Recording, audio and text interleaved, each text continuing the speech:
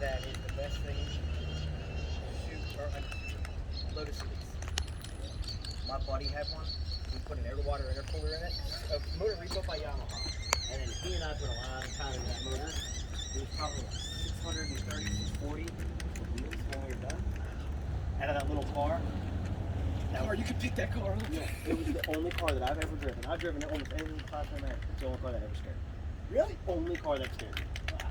I've been in drag cars, I've been on racetracks, everything. This car, just because it felt so raw out of a 4-cylinder and it was so loud, it sounded like a rocket ship taking off. Because it was basically a bike. Whoa. He sold it and the guy that bought it rented